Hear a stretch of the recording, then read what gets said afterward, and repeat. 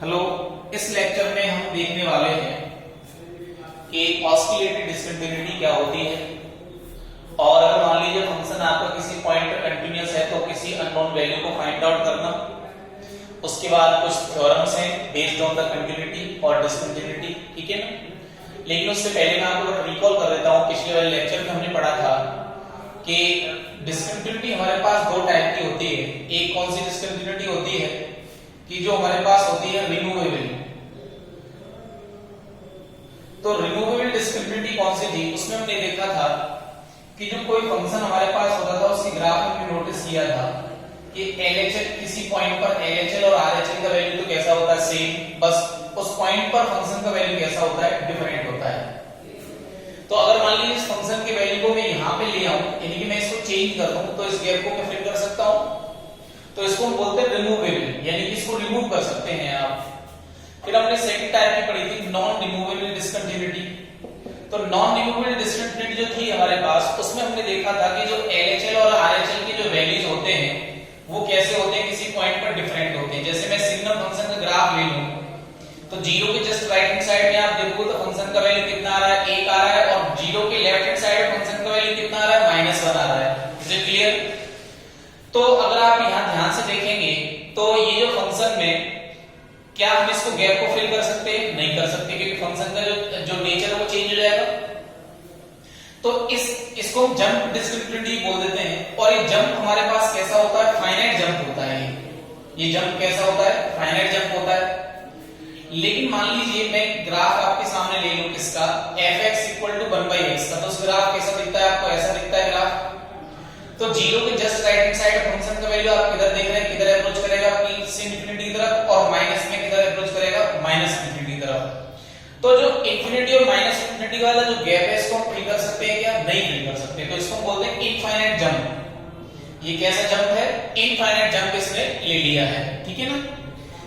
अब इसके बाद में हमारे पास जो नेक्स्ट डिस्कंटिन्यूटी है, नेक्स्ट हमारे पास जो फंक्शन है वो क्या है, वो है ऑस्किलेटेड डिस्कंटिन्यूटी। तो ऑस्किलेटेड डिस्कंटिन्यूटी में क्या होगा कि आपके पास जो फंक्शन है उसमें LHL और RHL एग्जिस्ट ही नहीं करेंगे। जैसे मैं एग्जांपल ले लेता हूं, fx = मान लो हमने एग्जांपल ले लिया sin 1/x का, ठीक है ना, x ≠ 0, और 0 पर मान लो फंक्शन का मैंने कितना वैल्यू ले लिया, 0 ले लिया। तो जैसे आप LHL या RHL इसमें फाइंड आउट करोगे, LHL at 0 फाइंड आउट करोगे तो क्या आएगा, limit h tend to 0 f of कितना 0 - h, और यहां जैसे आप रखोगे तो कितना मिलेगा, ये लिमिट h टेंड टू 0 मिलेगा, लिमिट h टेंड टू 0, और sin ऑफ कितना मिलेगा, माइनस का 1/h, यानी कि 1/0 - h मिलेगा, 1/0 - h, जो क्या दिखेगा आपको, -1/h। जैसे आप इसमें लिमिट अप्लाई करोगे तो आपको कितना दिखने वाला है कि sin 1/0, और sin 1/0 किधर अप्रोच करेगा, इंफिनिटी की तरफ अप्रोच करेगा।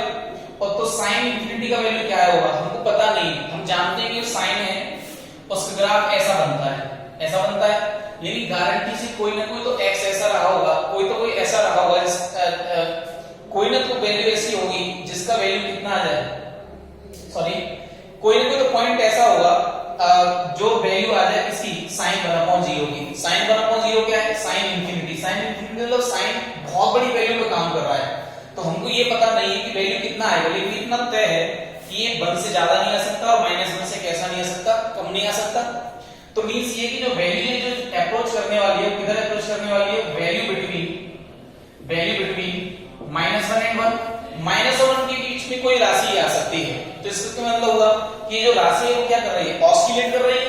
ये जो राशि है वो क्या कर रही है, ऑस्किलेट कर रही है, ठीक है ना। तो इसको हम इसीलिए क्या बोल देते हैं, कोई फिक्स वैल्यू नहीं मिल पा रही है आपको। आप नहीं कह सकते कि sin इंफिनिटी का वैल्यू 1 आएगा कि 2 आएगा कि 1 आएगा कि -1/2 आएगा कि 1/2 आएगा, ठीक है ना, लेकिन आएगा तो -1 और 1 के बीच में। जैसे मैं एक फंक्शन और ले लेता हूं, फंक्शन हमारे पास है कि fractional part function of 1/x और x ≠ 0, ठीक है, और 0 जब x कितना है हमारे पास 0 है। तो मान लो आपने इसमें LHL या RHL फाइंड आउट किया तो लिमिट कितना आएगा, h टेंड टू 0, और ये कितना आएगा 1/0 - h, 0 पर फाइंड कर रहे हैं अपन, तो ये कितना आएगा, ये आएगा लिमिट h टेंड टू 0, और ये 1/- का ही h आएगा। जैसे आप लिमिट अप्लाई करोगे इसमें तो ये क्या देखेगा आपको, माइनस इंफिनिटी दिखेगा। और जब माइनस इंफिनिटी दिखेगा तो ये जो क्वांटिटी से लार्ज क्वांटिटी, अब क्या होगा कि इसका जो वैल्यू है, अगर ये जो देखो h हमारे पास इंटीजर तो है नहीं, तो ये वैल्यू इंटीजर तो आई नहीं होगी, ये अदर देन इंटीजर आया होगा। और अगर अदर देन इंटीजर आया होगा मान लो, तो गारंटी से फिर इसका जो वैल्यू है फ्रैक्शन पार्ट फंक्शन का, वो क्या होता है, पॉजिटिव फ्रैक्शन ऑफ वैल्यू। जैसे मैंने मान लो 1.32 का फ्रैक्शन पार्ट फंक्शन कितना होगा, तो ये होगा 0.32 होगा, ठीक है ना। तो गारंटी से इसका जो भी वैल्यू आया होगा वो क्या आया होगा, वैल्यू आया होगा 0 to 1, ठीक है ना। या मैं कह सकता हूं बिटवीन 0 and 1, इसका जो भी वैल्यू आया होगा वो क्या होगा, बिटवीन 0 and 1 आया होगा, सही है ना। तो मींस क्या हुआ कि ये मतलब हुआ कि मैं इसकी वैल्यू को फिक्स नहीं कर पा रहा हूं, LHL या RHL की वैल्यू को। तो ये वैल्यू क्या कर रही है, ऑस्किलेट कर रही है, दोलायमान, ठीक है ना। हम इसको क्या बोल सकते हैं, दोलायमान डिस्कंटिन्यूटी, यानी कि दोलायमान असंततता, ये भी हम कह सकते हैं। तो ये फंक्शन किसका एग्जांपल है, ऑस्किलेटरी डिस्कंटिन्यूटी का, ठीक है ना। अगला जो क्वेश्चन है हमारे पास है, उसमें हमें क्या कर रखा है कि a हमें फाइंड कर रखा है, फाइंड करना है, और x इक्वल टू 0 पर फंक्शन कैसा है, कंटीन्यूअस फंक्शन है। x इक्वल टू 0 पर फंक्शन कंटीन्यूअस है और हमें किसका वैल्यू फाइंड करना है, a का वैल्यू फाइंड करना है, ठीक है ना। तो अगर ये 0 पर कंटीन्यूअस है फंक्शन, तो f of 0 equal to LHL equal to क्या होना चाहिए, RHL होना चाहिए। अब इसमें अननोन कितने हैं, एक ही अननोन है, तो हमारा एक ही इससे रिलेशन से काम चल जाएगा, ठीक है ना। तो मैं इसमें रिलेशन ले रहा हूं f of 0 is equal to LHL। तो f ऑफ 0 पर फंक्शन का वैल्यू कितना आएगा, देखो यहां से आएगा, कितना दे रखा है आपको 3/4 प्लस 1 अपॉन कितना दे रखा है 4a, और LHL हमारे पास कितना रहेगा 0 पर, तो ये रहेगा limit h tend to 0 f of 0 minus h, ये रहेगा। तो फंक्शन का वैल्यू 0 माइनस h पर, तो वो कहां से निकल के आएगा, यहां से निकल के आएगा। तो ये कितना हो जाएगा आपका, ये हो जाएगा लिमिट h टेंड टू 0, और ये कितना आएगा sin a, और x के प्लेस पे कितना आ जाएगा 0 माइनस h, तो 0 माइनस h का होल स्क्वायर, यानी क्या बन जाएगा h स्क्वायर, तो sin a h स्क्वायर बन जाएगा। और जैसे limit h tend to 0 apply करोगे तो कितना मिलेगा आपको, sin a into 0 का स्क्वायर, यानी sin 0 कितना हो गया, 0 हो गया। तो ये हमारे पास कितना आ गया 3/4 प्लस 1 अपॉन कितना आ गया 4a आ गया। अब इसको आप एलसीएम ले लोगे तो ये कितना आएगा 3 4 जो 12a प्लस 4 अपॉन कितना आ जाएगा, चलो ये 4 into 4a आ जाएगा इक्वल टू कितना 0। तो यहां से a का वैल्यू हमें कितना मिलने वाला है, a का वैल्यू मिलने वाला है माइनस का 1/3। तो ये हमारा क्या हो जाएगा, आंसर हो जाएगा। अगला वाला क्वेश्चन देख लेते हैं। नेक्स्ट क्वेश्चन हमारे पास है, नेक्स्ट क्वेश्चन है fx equal to a plus 3 cos x upon x square x less than 0 and b tan pi upon greatest integer function of x plus 3, ठीक है ना, जब x greater than equal to क्या है 0 है। जैसे बहुत सारे स्टूडेंट का थोड़ा डाउट था कि जैसे जो न्यू स्टूडेंट हैं जुड़े हुए हैं कि भाई ग्रेटेस्ट इंटीजर फंक्शन का ग्राफ कैसा होता है। देखो ये ग्राफ जो है ग्रेटेस्ट इंटीजर फंक्शन का ग्राफ है, ये ग्राफ किसका है, ग्रेटेस्ट इंटीजर फंक्शन का ग्राफ है, ठीक है ना, ये ग्राफ। अब आपकी ग्राफ कैसे बना, ये 0 है, ठीक है ना, ये 0, ये 1, ये 2, ये 3, ये कितना है 4, ये कितना है 5, ये कितना है -1, ये कितना है -2, ये कितना है -3, ये दे रखा है, ठीक है ना। अब देखो ये कैसे आया, ये ऐसे आया कि ग्रेटेस्ट इंटीजर फंक्शन दरअसल में हमें क्या देता है, ठीक है ना, क्या देता है, greatest integer function is equal to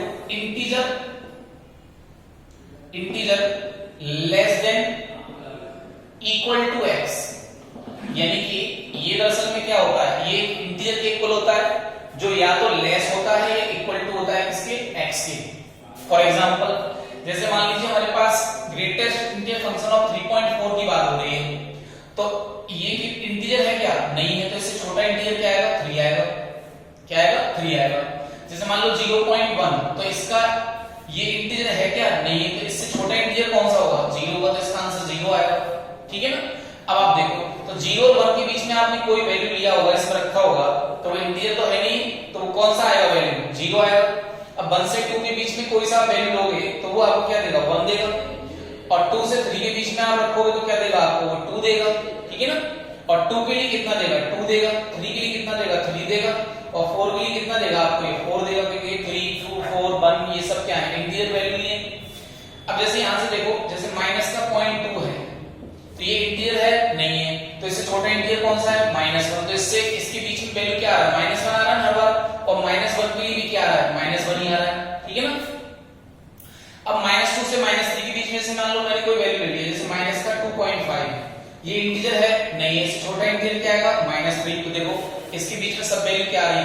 देखो -1 -2 -3 ये तो आ रहे हैं, ये सब वैल्यू आ रहा है इसके। ठीक है ना?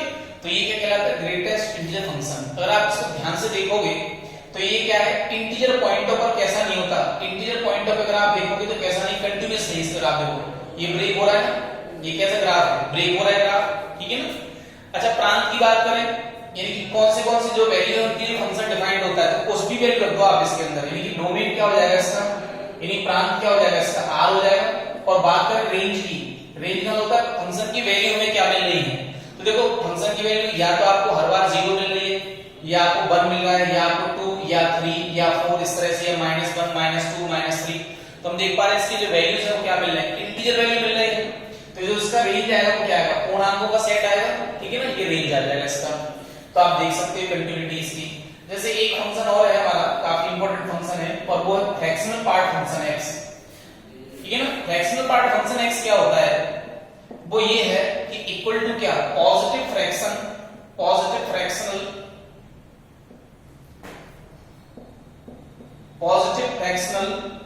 वैल्यू ऑफ x की positive fractional value. For example जैसे 1.3 है, तो इसमें फ्रैक्शन क्या है? फ्रैक्शन यानी भिन्नात्मक पार्ट कौन सा है? जैसे 1.3 में क्या है? 1 + 0.3, तो यही तो है।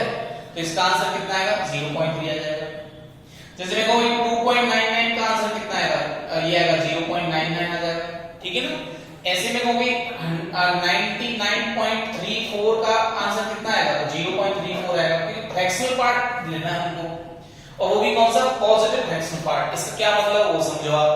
तो इसका मतलब ये है कि अगर मान लीजिए हमारे पास है -1.9 ये है, तो मैं इसको क्या लिखने वाला हूं? -2 + 0.1 ये लिखने वाला हूं। तो -2 + 0.1 वैल्यू कितना आ जाएगा? -1.9 आ जाएगा। कितना आ जाएगा? -1.9 आ जाएगा। ठीक है ना? और ये जो वैल्यू हमारे पास आ रही है, ये जो हमारे पास वैल्यू आ रही है वो क्या आ रही है?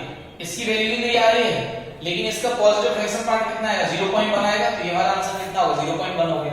अब जैसे मान लो हमारे पास है 5.362, ये है मान लो हमारे पास, तो इसका आंसर कितना आएगा? देखो -6 प्लस कितना आएगा बोलो?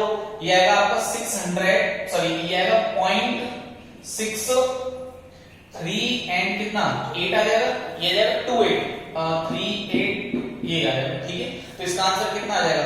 0.638 आ जाएगा। ठीक है ना? तो आप ये देख रहे हैं कि whatever the value of x you are putting here, every time the value you are getting is less than 1 and greater than equal to 0। जो भी आपके पास वैल्यू मिल रही है वो हर बार क्या मिल रही है? या तो 0 या 0 से बड़ी और 1 से छोटी। जैसे मैं कहूं भाई मान लो हमारे पास है, मान लो 10 है, let us assume we have 10, मान लो हमारे पास 10 है, तो 10 बताओ फ्रैक्शन पार्ट कितना होगा? तो 10 + 0 तो कितना आ जाएगा? 0 आ जाएगा। ठीक है ना? तो इसमें फ्रैक्शन पार्ट कितना आ जाएगा? 0 आ जाएगा। अब इसका आपने ग्राफ बनाया मान लीजिए, तो जैसे ही आपने ग्राफ बनाया इसका, तो देखो ये 0 है, ये 1 है, ये 2 है, ये 3 है, ये 4 है। अब देखो 0 के लिए आप बनाओगे तो 0 के लिए 0 देगा, 0.1 के लिए 0.1 देगा, 0.2 के लिए 0.2, 0.9 के लिए 0.9 और 1 के लिए कितना देगा आपको? 0। क्यों देगा? क्योंकि 1 का फ्रैक्शनल पार्ट कितना होता है? 0 होता है ना, तो ये वैल्यू आ जाएगा, यानी यहां ब्लैंक रह जाएगा। अब मान लो 1.1 का आपको फ्रैक्शनल पार्ट बताना है तो कितना होगा? 0.1 ही तो होगा। अच्छा 1.3 का कितना आएगा? 0.3, 0.3 आएगा। और 2 का कितना आ जाएगा भाई बताओ? 0 आ जाएगा। तो ये ग्राफ कैसे चलने वाला है? ऐसे चलने वाला है। Is it clear? क्योंकि आप देख रहे हैं 0 और 1 के बीच में जो भी वैल्यू लेंगे आपको वही मिलेगी। 1 और 2 के बीच में आप कुछ लोगे तो जो फ्रैक्शनल पार्ट है वो मिलेगा आपको। जैसे 3.99 आपने लिया हो मान लो, तो 3.99 जब आपने लिया होगा तो उसका वैल्यू भी कितना आ रहा है? 0.99 आ रहा है ना, 0.99 यानी पॉजिटिव फ्रैक्शन आ रहा है। अब जैसे मैं यहां से शुरुआत कर दूं इसकी, तो जैसे -1 के लिए कितना आएगा बताओ जरा? -1 आएगा। और माइनस का 0.9 के लिए कितना आएगा? देखो -0.93 आएगा, -1 + 0.1 यानी कितना आ जाएगा? 0.1 आ जाएगा। क्लियर है बात? तो माइनस के 0.9 यहां के लिए, यहाँ के लिए, तो उसके लिए कितना आएगा 0.1 ऐसा वैल्यू आएगा। यानी जब आप ग्राफ बना रहे होगे तो उसका ग्राफ कैसा बनाओ, जैसे यहाँ पे देख लो माइनस का है हमारे पास 0.1, तो इसको मैं क्या लिख सकता हूँ -1 प्लस 0.9 लिख सकता हूँ। तो फ्रैक्शन पॉजिटिव फ्रैक्शन क्या है इसका, पॉजिटिव भिन्नात्मक भाग क्या है इसका 0.9 आया। तो जस्ट यहाँ से बाहर निकलोगे तो उस वैल्यू पे आप फ्रैक्शन पार्ट कितना आएगा 0.9 आएगा, तो यहाँ पे मिलेगा आपको। तो इस तरह ग्राफ आपको मिल जाएगा। तो ग्राफिकली अगर आप ध्यान से देखोगे तो ये जो फ्रैक्शनल पार्ट फंक्शन है ये कहां पे डिसकंटिन्यूअस होता है, कहां पे होता है बता जरा, इंटीजर पर 0 पर 1 पर 2 पर 3 पर 4 पर एंड सो ऑन, ठीक है ना। तो इसका जो रेंज है और डोमेन है वो क्या है, यानी कि आप x का वैल्यू जो चाहो वो रख सकते हो आप इसके अंदर। तो डोमेन यानी इसका प्रांत क्या हो गया बताओ, तो इसका प्रांत क्या हो गया r हो गया। और जब मैं रेंज की बात करूं, इसकी रेंज यानी कि परिसर की बात करें हम, तो परिसर क्या आएगा इसका, ये आएगा सेमी क्लोज्ड इंटरवल 0,1, ये आ जाएगा सेमी क्लोज्ड इंटरवल 0,1 आ जाएगा इसका वैल्यू, ठीक है ना। ये इसका रेंज आ गया। और ये जो फ्रैक्शनल पार्ट फंक्शन है ये क्या होता है, ये इंटीजर वैल्यू पर कैसा होता है, डिसकंटिन्यूअस होता है, ठीक है ना। तो यहां आ जाते हैं देखो क्वेश्चन के अंदर। सेकंड क्वेश्चन में आपको दे रखा है कि भाई आप जो है fx कंटीन्यूअस है 0 पर, तो फाइंड करो आप a का और किसका b का वैल्यू। तो देखो अगर फंक्शन 0 पर कंटीन्यूअस है तो f of 0 equal to LHL equal to कितना होगा RHL हो जाएगा। अब फंक्शन का वैल्यू 0 पर कितना आएगा, देखो फंक्शन का वैल्यू 0 पर इज इक्वल टू LHL। तो 0 पर फंक्शन का वैल्यू कहां से मिलने वाला है बताओ जरा, यहां से मिलने वाला है। तो ये कितना होगा b10, ये कितना आएगा b10 pi upon greatest integer function, और ये कितना 0 प्लस 3 इक्वल टू LHL। तो LHL आप कैसे निकालते हो, limit x tend to 0 f of 0 minus h, 0 पर देख रहे हो तो f ऑफ 0 माइनस h, यानी कि 0 माइनस h का क्या है 0 से छोटी वैल्यू पर फंक्शन का वैल्यू, तो कहां से निकलेगा यहां से निकलेगा, ठीक है। क्लियर है बात। तो ये कितना आ जाएगा, देखो ये आ जाएगा लिमिट h टेंड टू 0 और वहां रख दो, तो ये कितना होगा a plus 3 cos of minus h, और टोटल के नीचे कितना आएगा 0 माइनस h, ठीक है। और इसका क्या हो जाएगा होल स्क्वायर। तो ये हमारे पास कितना आ गया, ये आ गया limit h tend to 0 a plus 3 cos h upon कितना आ गया h स्क्वायर आ गया, ये बात ठीक है। अब समझो जरा, अब आप समझो, तो ये यहां से कितना आएगा, ये आ गया आपका b10 पाई अपॉन 3। देखो ये फ्रैक्शनल पार्ट, ये क्या आ गया सॉरी ग्रेटेस्ट इंटीजर फंक्शन 3 आ गया। तो ग्रेटेस्ट इंटीजर फंक्शन 3 कितना देगा आपको, 3 तो देगा। यानी greatest integer function of x का वैल्यू क्या होता है, पूर्णांक के बराबर होता है, जो या तो x के बराबर होगा या x से छोटा होगा। यानी अगर x पूर्णांक है तो उसी के इक्वल हो जाएगा, अगर x पूर्णांक नहीं तो उससे छोटा वाला पूर्णांक जो भी होगा वही आपका आंसर होगा। तो ये आ गया। तो यहां से आप देखो 10 पाई बाय 3 का वैल्यू कितना होता है √3 होता है, तो ये कितना होगा √3b हो गया इक्वल टू। अब आप ध्यान से देखिएगा, मैं limit x tend to 0 apply करूंगा, तो यहां पे आप देखोगे ना तो ये नंबर अपॉन 0 तो इनफाइनाइट बन रहा है, इनफाइनाइट। लेकिन क्या ऐसा हो सकता है, यानी कि नंबर अपॉन 0 बन रहा है 0, तो ये क्या आएगा इनफाइनाइट आएगा। लेकिन LHS की वैल्यू कैसी आ रही है, तो फाइनाइट वैल्यू आ रही है। और फंक्शन भी क्या कहा गया, फंक्शन कैसा है कंटीन्यूअस है, तो कंटीन्यूअस है तो f ऑफ 0 LHL और RHL कैसे होनी चाहिए, बराबर होनी चाहिए। तो ऐसा केवल तभी संभव हो सकता है, लिमिट में आप जाइए, तो लिमिट में आप जब ध्यान दोगे तो अगर ऐसी स्थिति कहीं बनती थी नंबर अपॉन 0 और मान लो लिमिट एडजस्ट करनी हो, तो गारंटी से या तो वो 0.0 फॉर्मेट में रहा होगा या फिर क्या रहा होगा इन्फिनिटी अपॉन इन्फिनिटी। और हमने फिर उसमें डी और एल हॉस्पिटल रूल लगाया होगा, इस तरह से कुछ रूल लगाया होगा, और रूल लगाने से हमें उसकी लिमिट क्या करानी है, एडजस्ट भी करानी है। तो आप सोचो अगर इसकी लिमिट एडजस्ट करनी है तो गारंटी की बात है कि ये राशि कैसे होनी चाहिए, 0 होनी ही चाहिए। अगर ये राशि 0 नहीं है तो ये नंबर अपॉन 0 देगा आपको, और नंबर अपॉन 0 क्या होगा इनफाइनाइट। बट LHS में कैसी राशि आनी है हमारी फाइनाइट, क्योंकि कंटीन्यूअस फंक्शन है, इसीलिए ये बात क्लियर हो जानी चाहिए। तो मैं इसको दोबारा लिख देता हूं, ठीक है ना। तो मैं इसको दोबारा लिख, या आप यहां पे लिख दो फाइनाइट, फाइनाइट लिख दो। तो RH अब लिख रहा हूं RHS is finite, finite if only कि ये जो हमारे पास वैल्यू है किसकी a प्लस 3 सॉरी यानी कि लिमिट h टेंड टू 0, यानी हमने इसकी लिमिट लगाई हो, यानी a प्लस 3 cos h, और ये कितना बन जाए 0 बन जाए। तो लिमिट लगा दो आप इसमें, तो a प्लस 3 cos 0 बराबर 0, तो a का मान यहाँ से कितना आ गया -3 आ गया, a का मान कितना आ गया यहाँ से -3 आ गया। तो a का मान जैसे आप -3 यहाँ पर रख दोगे, a का मान जैसे आप -3 यहाँ रख देंगे तो फिर हमारे पास क्या स्थिति बन जाएगी, देखो तो ये बन जाएगा अतः ये बन जाएगा अतः अगला स्टेप आ जाएगा ये √3b बराबर limit h tend to 0 -3 + 3 cos h और टोटल के नीचे कितना आ गया h²। ये बात ठीक है।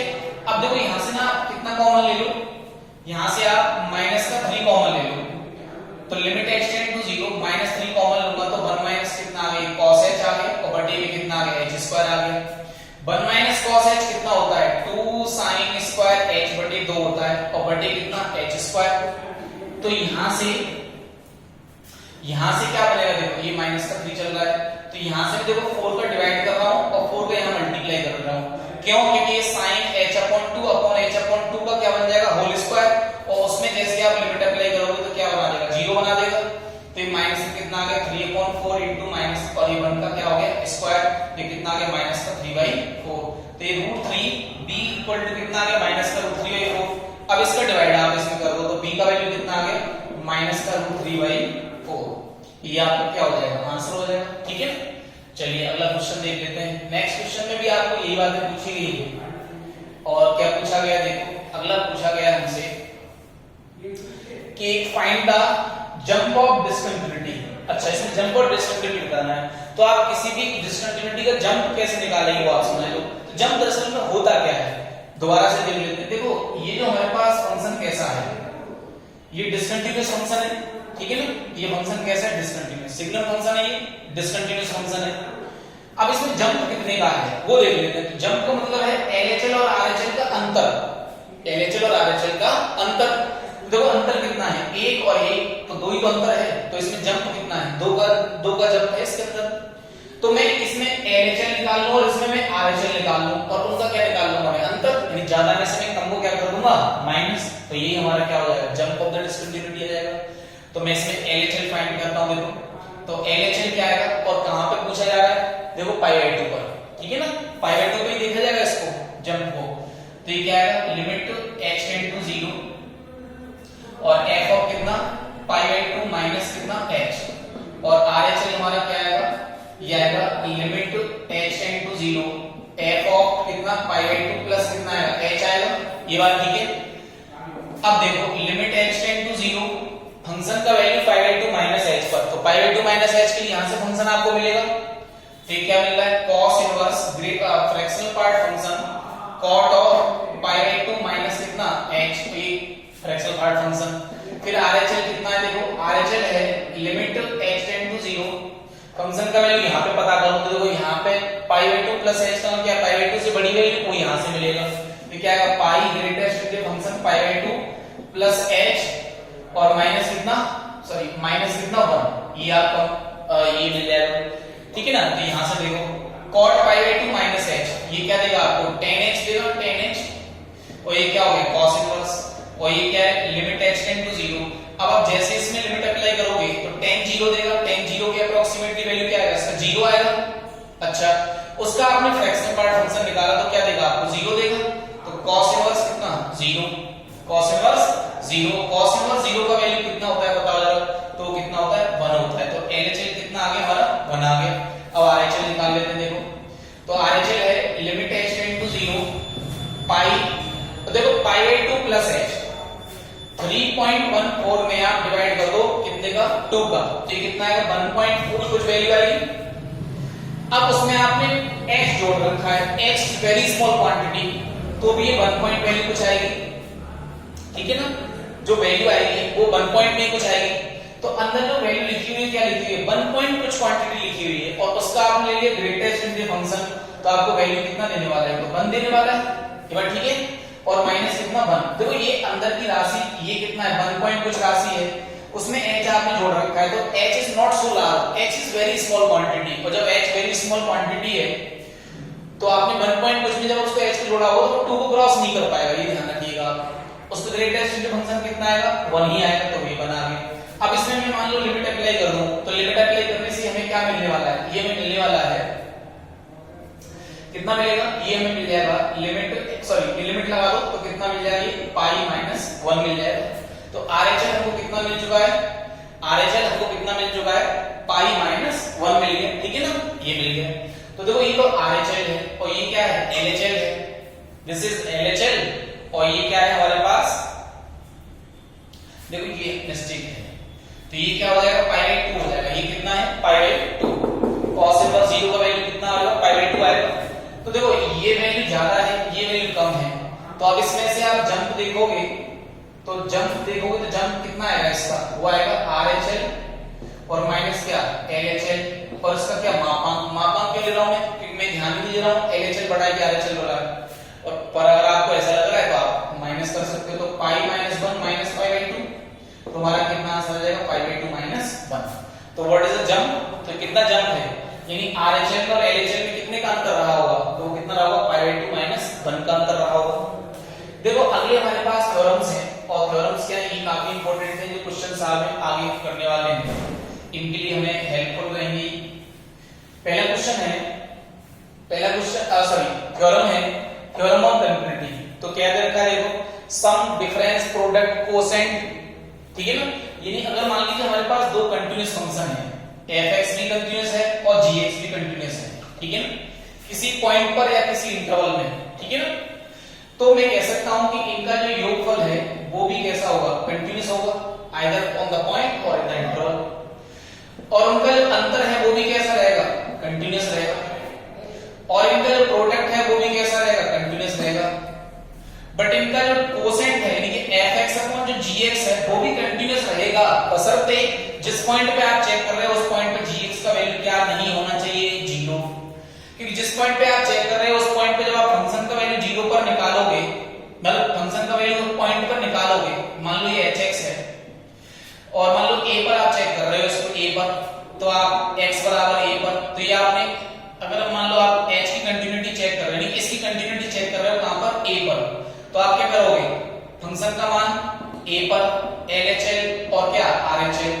अब सोचो अगर ये 0 हो जाए a पर, अगर ये 0 a पर हो जाए तो क्या देगा समथिंग वैल्यू अपॉन 0, तो ये क्या देगा आपको फाइन कैसा देगा इनफाइनाइट वैल्यू देगा, कैसे देगा इनफाइनाइट वैल्यू देगा, लेकिन ये वैल्यू कैसे होनी चाहिए फाइनाइट होनी चाहिए। रीजन क्या रहा, रीजन ये रहा कि अगर ये इनफाइनाइट वैल्यू आ जाएगा तो आप कैसे कह पाओगे कि वहां पे जाके कंटीन्यूअस ग्राफ हुआ होगा, ना तो आप पेन को ले जा पाओगे इनफाइनाइट तक, तो आप ग्राफ भी इसका ड्रॉ नहीं कर पाएंगे। तो हम कह सकते हैं कि इसके लिए आपको क्या आवश्यक है कि जो fx अपॉन gx है उसमें जो gx है वो क्या नहीं होना चाहिए, fx अपॉन gx में जो gx है वो क्या नहीं होना चाहिए 0 नहीं होना चाहिए, कहां पर एट द पॉइंट जहां पे आप उसको कंटिन्यूटी को चेक कर रहे हैं। क्लियर है बात, ठीक है ना, यानी fx और gx किसी पॉइंट पर कंटीन्यूअस हैं, अगर किसी पॉइंट पर कैसे हैं कंटीन्यूअस हैं तो उनका सम, उनका प्रोडक्ट और उनका कोसेंट भी कैसा होगा कंटीन्यूअस ही होगा, बशर्ते क्या है कि कोसेंट में जो हर है यानी जो डिनोमिनेटर है वो 0 नहीं होना चाहिए। अगली प्रॉपर्टी हमारे पास है, इसमें थ्योरम हमारे पास है कि मान लो अगर fx भी कंटीन्यूअस है और gx भी कंटीन्यूअस है, ठीक है ना, fx कंटीन्यूअस है और gx कैसा है डिसकंटीन्यूअस है, fx कैसा है संतत है और gx कैसा है असंतत है, ठीक है ना, तो उनका जो योगफल है ना योगफल वो भी कैसा है डिसकंटीन्यूअस है, कैसा है डिसकंटीन्यूअस। देखो कैसे जैसे मान लो हमने fx बराबर ले लिया x और gx बराबर मान लो हमने ले लिया फ्रैक्शनल पार्ट फंक्शन x, तो अगर आप देखोगे तो ये जो फंक्शन x है ये तो हमेशा कंटीन्यूअस होता है, लेकिन जो फ्रैक्शनल पार्ट फंक्शन है वो कहां पे कंटीन्यूअस नहीं होता है, ध्यान करो आप इंटीजर पॉइंटों पर, कहां पे नहीं होता है इंटीजर पॉइंटों पे डिसकंटीन्यूअस होता है, यानी कंटीन्यूअस नहीं होता है इन पॉइंटों पे। अब मान लो मैंने इन दोनों को जोड़ दिया, अब मान लो मैंने इनको दोनों को ऐड कर दिया तो एक नया फंक्शन मैंने बना दिया, तो क्या बना दिया x plus fractional part function x। अब मान लो मैं इसको 0 पर चेक कर रहा हूं, ठीक है ना, तो 0 के लिए h ऑफ 0 बराबर LHL और बराबर क्या RHL आनी चाहिए, तो 0 पर फंक्शन का मान निकालो आप, तो कितना आएगा 0 प्लस 0 0 आ जाएगा, 0 का फ्रैक्शनल पार्ट फंक्शन क्या होगा 0 में, भाई 0 में फ्रैक्शन क्या होगा भिन्न क्या होगी 0 ही होगा। अब मान लो मैं LHL निकालता हूं, तो LHL क्या होगा देखो limit x tend to 0 f of 0 minus h, यानी कि फंक्शन का मान माइनस h पर निकाल लो आप। तो माइनस h पर फंक्शन का मान निकालो, कितना आएगा देखो, minus h plus minus h का फ्रैक्शन। अब देखो ये वैल्यू कहीं भी कहां पड़ी हुई है, ऐसा लग रहा है कि ये वैल्यू आपको यहाँ, ये मान लो -1 है और ये हमारे पास माइनस h यहाँ पड़ा हुआ है, सोचो आप। तो इसके लिए मैंने क्या किया था, आपको ध्यान होगा, जैसे माइनस का 0.3 है, माइनस का 0.3 है और इसका फ्रैक्शन पार्ट लेना है, तो हमने क्या किया था बताओ, इसमें हमने इसको बनाया था पहले क्या, -1 और प्लस कितना 0.7, क्या बनाया था -1 प्लस 0.7, तो इसका आंसर कितना आ जाएगा 0.7। देखो ये असल में है क्या, ये तो मुझे ऐसा फील हो रहा है कि ये तो दरअसल में 1 माइनस 0.3 दिख रहा है, 1 माइनस 0.3 यानी 1 माइनस ही क्वांटिटी दिख रही है हमको। तो ये देखो माइनस का h जैसा दिख रहा है, तो इसकी जगह पे इसको मैं ओपन कर दूं तो कितना आ जाएगा बताओ, ये आ गया -h, ये आ गया 1 माइनस h आ जाएगा। क्लियर है बात? इसमें जैसे आप लिमिट अप्लाई करोगे तो ये हमें आंसर कितना मिलने वाला है, इसको 1 मिलने वाला है। अब हम RHL निकाल लेते हैं, तो कितना आएगा, प्लस ये प्लस आएगा, ये प्लस आएगा। तो देखो ये इस समय कहां पे पड़ा हुआ है, ये 0 और 1 के बीच में है, तो ये h है, ये तो ये h है, तो इसका फ्रैक्शन वैल्यू कितना आएगा, इतना ही आएगा। इसका वैल्यू जो है वो कितना आएगा, इतना ही आएगा जितना है ये, क्योंकि ये वैल्यू हमारे पास क्या है 0 और 1 के बीच की है ना, तो इसलिए इतना ही वैल्यू आएगा। यानी कि जो h है उसके लिए कितना देगा आपको, h ही देगा, तो ये h है, ये कितना हो जाएगा, h हो जाएगा। अब इसमें आप लिमिट अप्लाई करोगे तो कितना आएगा, 0 आएगा। तो आपने क्या देखा कि हमारा जो LHL है वो कितना आ रहा था, LHL तो हमारा कितना आ रहा था 1 और RHL हमारा कितना आ रहा है 0 आ रहा है, तो LHL is not equal to RHL। तो 0 पर फंक्शन कंटीन्यूअस है, नहीं है, फंक्शन कंटीन्यूअस है, नहीं है। तो हमें ज्ञान क्या मिल रहा है कि अगर fx कंटीन्यूअस है और gx डिसकंटीन्यूअस है किसी पॉइंट पर, तो उनका योगफल भी क्या होगा, डिसकंटीन्यूअस होगा, ये बताना चाह रहे हैं। ठीक है ना, यानी एक कंटीन्यूअस दूसरा डिसकंटीन्यूअस, तो सम भी उनका क्या आएगा, डिसकंटीन्यूअस ही आएगा। अगला क्या है, fx कंटीन्यूअस है, gx कैसा है, डिसकंटीन्यूअस। fx कैसा फंक्शन है, कंटीन्यूअस, और gx कैसा है, डिसकंटीन्यूअस। तो उनका जो प्रोडक्ट है वो जरूरी नहीं है कैसा हो, डिसकंटीन्यूअस हो। तो देखो ध्यान दो जरा, मैं इसके लिए एग्जांपल ले रहा हूं fx बराबर x, कैसा फंक्शन है, कंटीन्यूअस, ठीक है ना। और फॉर ऑल x के लिए किसी भी x को ले लो आप, और gx मान लो मैंने ले लिया सिग्नम फंक्शन, क्या sgn x ले लिया सिग्नम फंक्शन। तो सिग्नम फंक्शन क्या होता है, देखो -1 जब, यानी कि 1 होता है जब x कैसा है हमारे पास ग्रेटर देन 1, 0 होता है जब x कैसा है